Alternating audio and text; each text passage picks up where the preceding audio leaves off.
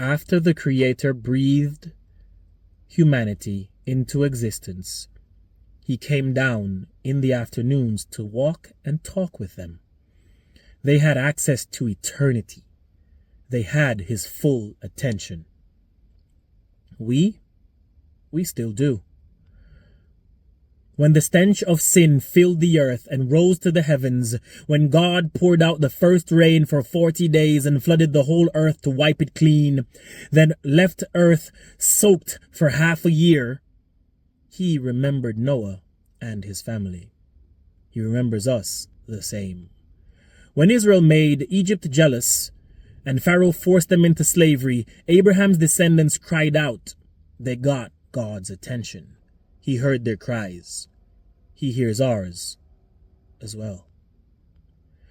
When Israel abandoned God after seeing his myriad miracles and after God withdrew grace and they fell on their face, he remembered his covenant and saved them over and over and over. He desires to save us too. When they were captured by Assyria and Babylon because of their own trifling ways, he promised to rescue them, and did. We are just as trifling, and rescue is still an option. When God slipped into time, into flesh, among a people enamored with death, he fed, healed, taught, saved lives, rebuked, corrected, and was an example. He taught in 3 years things that would change billions of lives for thousands of years. Then he allowed his creation to mock him, lie about him, revile him, strip him, whip him, kick him, curse him, hurt him, desert him, kill him. Yet still, in his mercy, while on a cross, he prayed for their well-being. In his sovereignty, it was all in his plan. He was not killed by accident or caught off guard.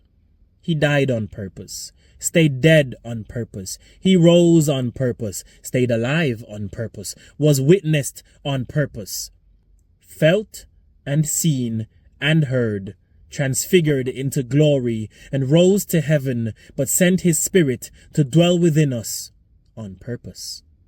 And you may ask, why did God need to die? Need? No. He chose. Because the payout of sin is death. And we had no grounds on which to pay the debt. But he handed us the riches of his love. We couldn't even clear the check. So, he gave us help. He gave us access to eternity because we still have his full attention. He still remembers us even before we are born. He hears our cries even before we lift our voices or shed any tears. He saved us even before there existed a person to save. He rescued us even before we know that we're in bondage. He feeds, heals, teaches, saves, rebukes, corrects, and is an example to people who don't even know that they're hungry, sick, ignorant, dead, out of line, incorrect, or in need of an example.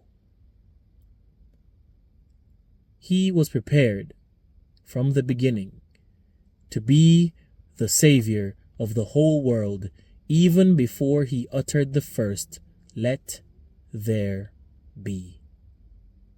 When the universe was only a thought in his infinite mind, also in his eternal thoughts were you and me.